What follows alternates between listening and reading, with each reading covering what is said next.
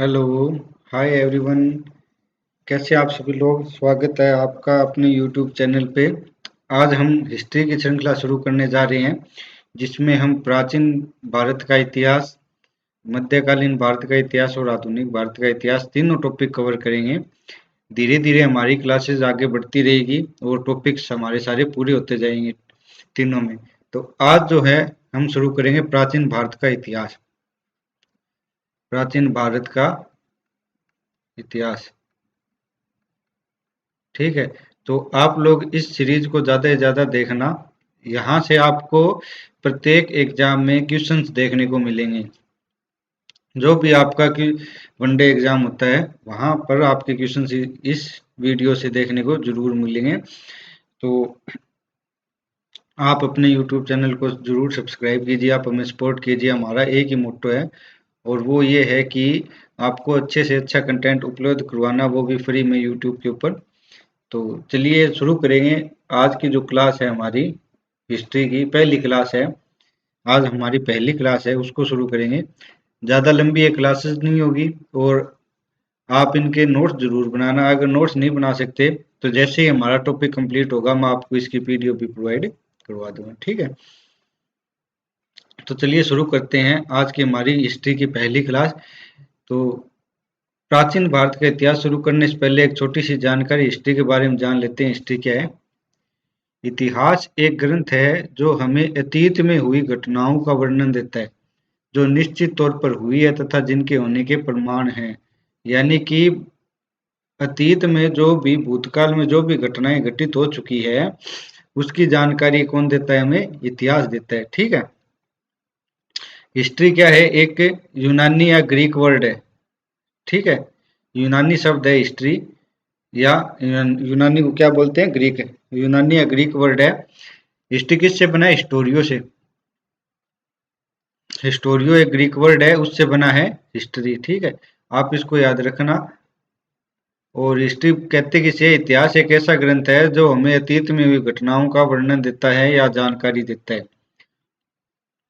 और इतिहास दो शब्दों के मेल से बना है, इति प्लस हास, इतिहास, ठीक है।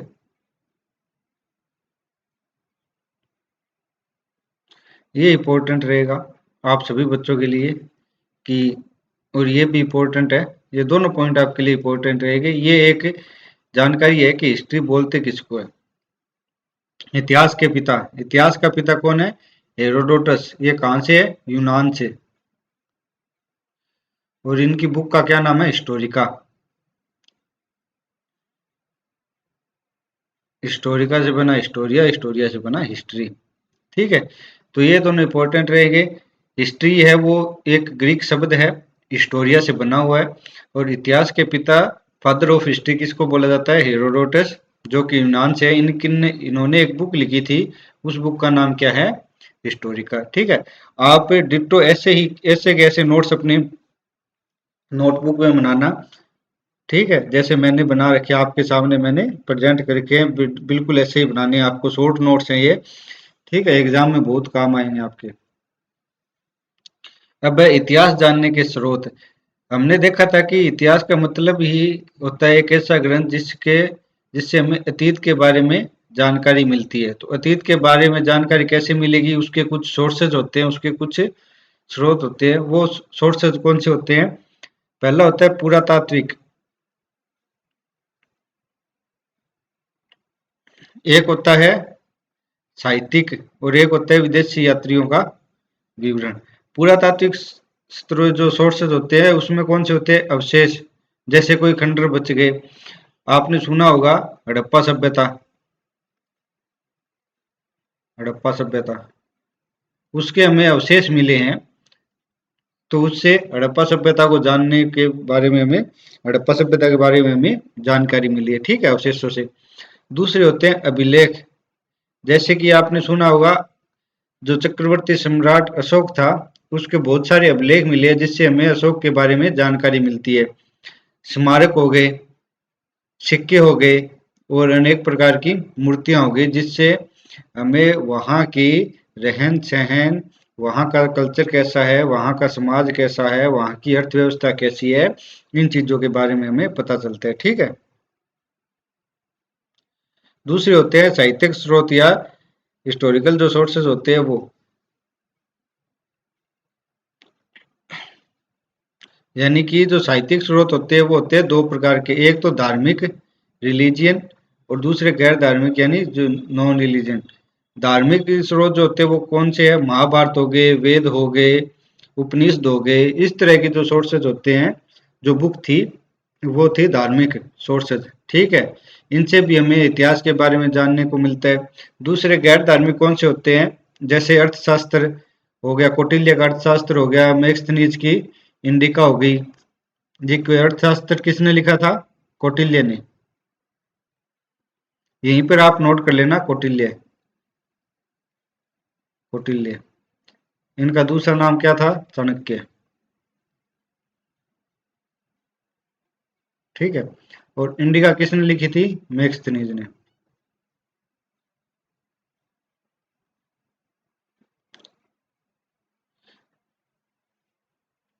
मैक्सनीज ने इंडिका लिखी थी। तो साहित्यिक स्रोत जो होते हैं, यानी कि हमें अनेक प्रकार की बुक्स मिली है, उनसे हमें क्या जानकारी मिलती है? बुक भी दो तरह की है, एक तो जो धर्म से रिलेटेड है और दूसरी जो धर्म से रिलेटेड नहीं है। धर्म से रिलेटेड कौन सी होगी? जैसे महाभारत हो गई, वेद हो गए, उपनिषद हो गए, इस तरह की जो बुक मिली है वो होगी धर्म से रिलेटेड। और गैर धर्म से जैसे अनेक इतिहासकार जैसे घूमने आए थे या फिर यहीं के थे, जिन्होंने अपनी अलग अलग बुक लिखी, जैसे अर्थशास्त्र हो गई, इंडिका हो गई। अब तीसरा जो सोर्स होता है वो होता है विदेशी यात्रियों का विवरण। यानी उस समय अनेक जो विदेशी लोग थे वो भ्रमण करने के लिए आते थे, या फिर जो राजदूत होते हैं वो बनकर आते थे और भारत का भ्रमण करते थे, ताकि भारत के बारे में वो जान सके ज्यादा से ज्यादा। तो भ्रमण करते समय वहां जो आंखों देखा है उनका, जो उस समय जो देखते थे आंखों से अपने, वो अपनी एक बुक में लिखते थे। वही है विदेशी यात्रियों के स्रोत। जैसे चंद्रगुप्त के समय फाहियान आया था, ये चीन से आया था, इसने अपनी एक बुक लिखी। जो राजा हर्ष था उसके समय ह्वेनसांग आया था, इसने अपनी एक बुक लिखी सी यू की। वो मोहम्मद बिन तुगलक, इसके समय एक यात्री आया था इब्न बतूता। इब्न बतूता, इसने अपनी बुक लिखी थी रहेला या सफरनामा, इसको बोला जाता है। तो आप ये चीजें याद रखना, ये बुक ये इम्पोर्टेंट रहेगी आपके लिए, और ये भी आपके लिए इम्पोर्टेंट रहेगा। ठीक है, कि विदेशी यात्रियों का विवरण। तो ये जो सोर्सेज है इनसे हमें इतिहास के बारे में जानकारी मिलती है। तो ये थी इतिहास के बारे में एक सामान्य सी जानकारी कि इतिहास बोला किसको जाता है, इतिहास शब्द कहाँ से आया था, इतिहास के पिता कौन है, और इतिहास के बारे में हमें जानकारी कैसे प्राप्त होती है। जो इतिहास को जानने के जो सोर्सेज है वो क्या है? वो है पुरातात्विक, साहित्यिक और विदेशी यात्रियों का विवरण। ठीक है। अनेक प्रकार की बुक हो गए, अवशेष हो गए, अभिलेख हो गए, जो खुदाई होती है उनसे जो हमें प्राप्त होता है, उनसे हमें इतिहास की जानकारी प्राप्त होती है। अब आते हैं भारत के इतिहास के बारे में। तो भारत का इतिहास को हम मुख्यतः तीन भागों में बांटकर पढ़ते हैं। वो तीन भाग कौन कौन से हैं? पहला तो है प्राचीन भारत, एंशियंट इंडिया। दूसरा है मध्यकालीन भारत, मिडिवल इंडिया। और तीसरा है आधुनिक भारत। ठीक है। तो हम मुख्यतः तीन भागों में इतिहास को बांटते हैं, प्राचीन भारत, मध्यकालीन भारत और आधुनिक भारत। ये आपके लिए इंपॉर्टेंट रहेगा। प्राचीन भारत तो क्या है? जब से पृथ्वी का निर्माण हुआ है तब से हमें जो भी सोर्सेज प्राप्त होते हैं वो प्राचीन भारत 712 एडी तक प्राचीन भारत माना गया। 712 से 1707 तक मध्यकालीन भारत माना गया, और 1707 से 1947 या फिर वर्तमान वर्तमान 1707 से वर्तमान तक क्या माना गया है? आधुनिक भारत। ठीक है। अब हमारे यहाँ एक शब्द आया एडी, ये क्या है? दो शब्द होते हैं, एक होता है बीसी और एक होता है एडी। यूरोप में क्या हुआ था कि जब ईसा मसीह का जन्म हुआ था, ईसा मसीह है।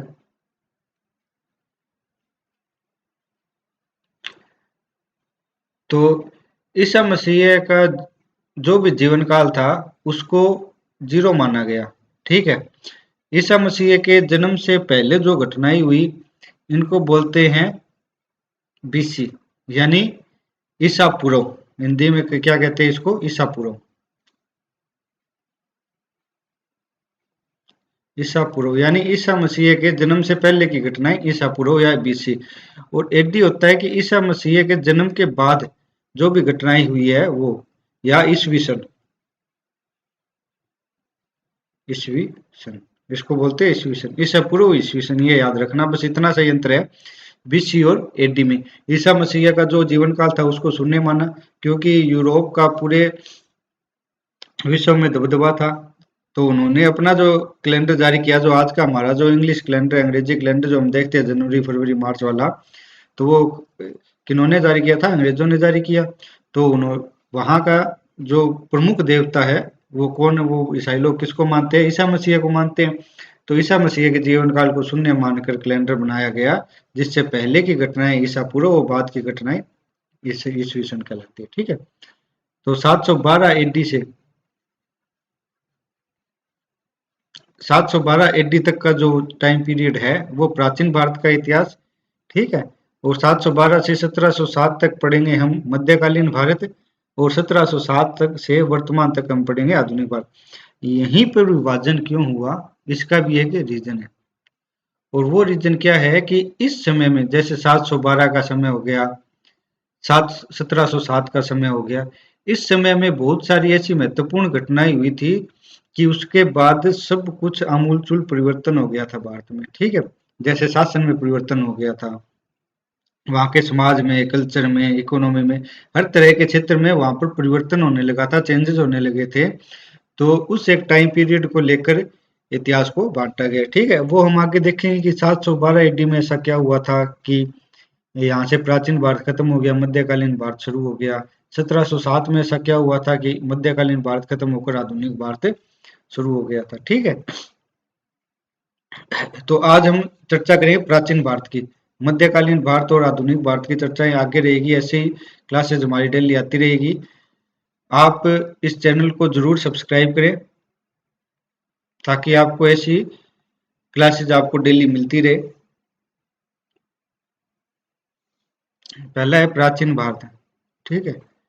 प्राचीन भारत को भी मुख्यतः 3 भागों में बांटा जाता है: प्राग ऐतिहासिक काल, आद्य ऐतिहासिक काल और ऐतिहासिक काल।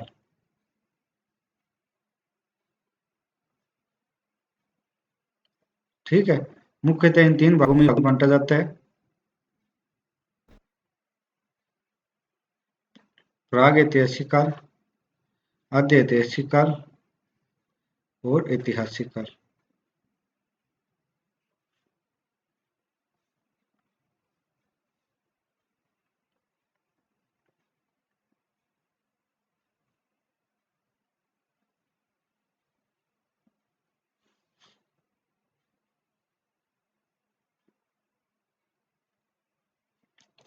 अब यानी 2500 बीसी से पहले का जो काल था, बीसी का मतलब मैंने आपको बता ही दिया, उसको बोलते हैं प्राग ऐतिहासिक काल। 2500 बीसी से 600 बीसी तक का जो टाइम पीरियड था उसको बोलते हैं आद्य ऐतिहासिक काल। और ऐतिहासिक काल 600 बीसी से 712 एडी तक का जो टाइम पीरियड है उसको बोलते हैं ऐतिहासिक काल। अब इनका नामकरण ऐसे क्यों हुआ वो भी मैं बताता हूँ आपको। प्राग ऐतिहासिक काल का मतलब है कि वो टाइम पीरियड जहां के ना ही तो कोई हमें लिखित साक्ष्य प्राप्त हुए, ना ही हम इनको कहीं पढ़ पा रहे हैं। हमें कहीं भी लिखित साक्ष्य प्राप्त नहीं हुई है, बस कुछ अवशेष प्राप्त हुए हैं, जिनसे हम इस काल के बारे में एक अनुमान लगा रहे हैं। अनुमान। ठीक है। तो इसलिए इस काल को बोला जाता है प्राग ऐतिहासिक काल, सबसे पुराना काल। ठीक है। आद्य ऐतिहासिक काल ये क्या है, 2500 बीसी से लेकर 600 बीसी तक। इसमें क्या है कि हमें लिखित साक्ष्य तो प्राप्त हो चुके हैं, लिखित साक्ष्य तो प्राप्त हो चुके हैं, लेकिन हम इनको अभी तक पढ़ नहीं पा रहे हैं, डिकोड नहीं किया, पढ़ नहीं सकते अभी तक हमें। इसके अलावा हमें अनेक प्रकार के अवशेष, अनेक चीजें प्राप्त हुई है। इसके मुकाबले प्राग ऐतिहासिक काल के मुकाबले आद्य ऐतिहासिक काल में हमें ज्यादा जानकारी मिलती है, जिससे कि हम इस काल के बारे में अधिक जानकारी हमारे पास उपलब्ध है। ठीक है, तो इसके हमें लिखित साक्ष्य प्राप्त हो चुके हैं, लेकिन हम इसको पढ़ नहीं पा रहे। अब आद्य ऐतिहासिक काल से ऐतिहासिक काल में आए, इसमें क्या है कि हमें लिखित जो साक्ष्य है वो भी प्राप्त हुए हैं, और हमने इसको डिकोड भी कर लिया है, हम इसको पढ़ भी सकते हैं। ठीक है, अनेक प्रकार के अवशेष, सिक्के, स्मारक वो तो मिले ही मिले। तो सबसे बड़ी उपलब्धि है कि हमने इनको डिकोड कर लिया है, हम इसको पढ़ सकते हैं, तो उसको ऐतिहासिक काल माना है इतिहासकारों ने।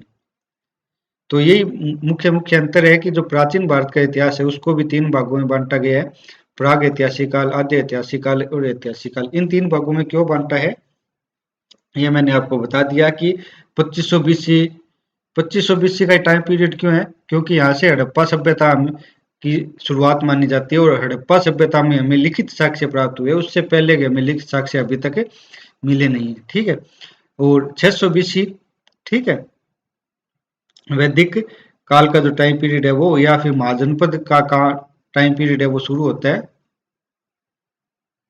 ठीक है, उसके बाद के हमें जो साक्ष्य है वो भी अधिक मात्रा में मिले हैं, और हम इनको प्रॉपर वे से पढ़ भी सकते हैं।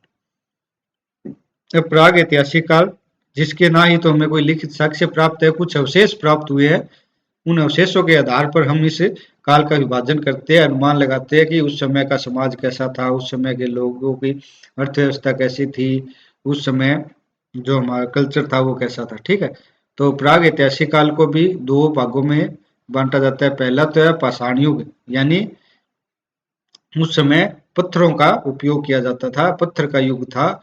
दूसरा है ताम्र युग, यानी कि लोग तांबे का इस्तेमाल करने शुरू कर दिया था लोगों ने। ठीक है, 3000 बीसी से 2000 बीसी तक का टाइम पीरियड है वो ताम्र युग कहलाता है, क्योंकि इस समय तांबे का उपयोग लोगों ने शुरू कर दिया था, आज के मानव ने शुरू कर दिया था। पूरा पाषाण काल, पूरा पाषाण काल लगभग 5 लाख वर्ष बीसी से, 5 लाख वर्ष से 8000 वर्ष बीसी तक का टाइम पीरियड माना जाता है। ठीक है, तो ये होता है पूरा पाषाण काल।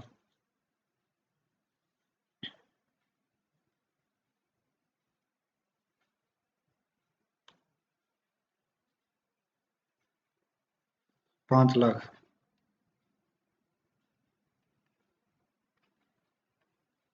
5 लाख बीसी से 8000 बीसी तक का जो टाइम पीरियड है वो है पूरा पाषाण काल, यानी सबसे पुराना पत्थरों का काल। उसके बाद आया मध्य पाषाण काल, यानी पत्थर का इस्तेमाल सबसे ज्यादा होता था इस युग में, उसको बोलते हैं पाषाण काल। पाषाण का मतलब ही पत्थर होता है। ठीक है, 8000 बीसी से 4000 बीसी तक का जो टाइम पीरियड है मध्य पाषाण काल। उसके बाद है नव पाषाण काल, 4000 बीसी से 2500 बीसी तक का काल नव पाषाण काल। पाषाण युग क्यों बोला जाता है मैंने आपको बता दिया, क्योंकि इस समय पत्थर का इस्तेमाल लोग करते थे, और इसको भी 3 भागों में बांटा गया, पूरा पाषाण काल, मध्य पाषाण काल और नव पाषाण काल। इसको 3 भागों में क्यों बांटा गया है, क्योंकि इस टाइम पीरियड में अनेक प्रकार के चेंजेस हुए, जैसे कि इनके जो हथियार थे, पत्थर के बने हुए हथियार, उसमें चेंज हुआ। इनके जो हथियार था, हथियारों में परिवर्तन हुए। ठीक है, इनका जो खाना पीना था उसमें परिवर्तन हुआ। उसके बाद इनका जो रहन सहन था इसमें परिवर्तन हुआ। पहले तो क्या थे, पूरा पाषाण काल में ये एक शिकारी थे। ठीक है, तो जंगल में एक जगह से दूसरी जगह घूमना, शिकार करना और खाना, ऐसा इनका था। इनके हथियार भी जो थे जो बड़े बड़े थे। मध्य पाषाण काल क्या था, संक्रमण का एक टाइम पीरियड था। इसमें कुछ लोग हैं वो स्थायी बस्ती बनाकर रहने लगे, इनके हथियार भी क्या थे, छोटे होने लगे थे। वो कोई कोई जो लोग थे वो खाना भी स्टोर करने लगे थे। नवपाषाण काल में क्या हुआ कि लोग खेती करने लगे, जो अनाज है वो स्टोर करने लगे, इनके जो औजार है वो बिल्कुल ही छोटे छोटे और तेज धार वाले बनने लगे। तो इस तरह के जो परिवर्तन है, और ये घुमंतु की जगह स्थायी झोपड़ी बनाकर, स्थायी घर बनाकर एक जगह रहने लगे। पूरा पाषाण काल में तो क्या था, ये घूमते रहते थे, जहां पर भी इनको नेचुरल जो रिसोर्सेज मिल गया वहां पर रुक गए, वरना नहीं रुके, और यहाँ पर ये झोपड़ी वगैरह मकान वगैरह बनाकर रहने लगे थे। ठीक है, तो यही परिवर्तन होने लगा धीरे धीरे। तो पाषाण काल को 3 भागों में बांटा जाता है, और पाषाण काल जो है वो सबसे लंबा टाइम पीरियड माना जाता है इतिहास का, जहां पर सबसे धीरे परिवर्तन हुए।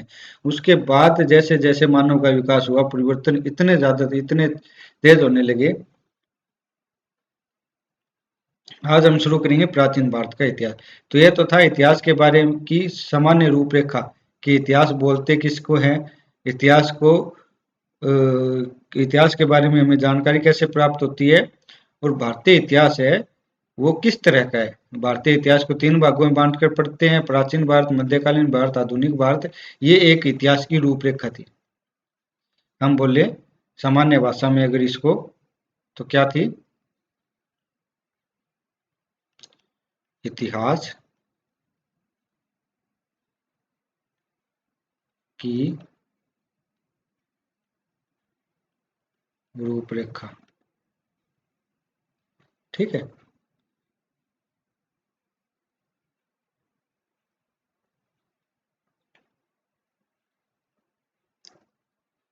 तो प्राचीन भारत, इसकी शुरुआत हम करेंगे कल से, आज बस यहीं तक। ठीक है, तो आप लोग इसका प्रॉपर नोट जरूर बनाना इन वीडियोज का। ये श्रृंखला हमारी लगातार रहेगी, लंबी श्रृंखला चलेगी। ठीक है, जिसमें हम प्राचीन भारत, मध्यकालीन भारत, मध्यकालीन भारत और आधुनिक भारत,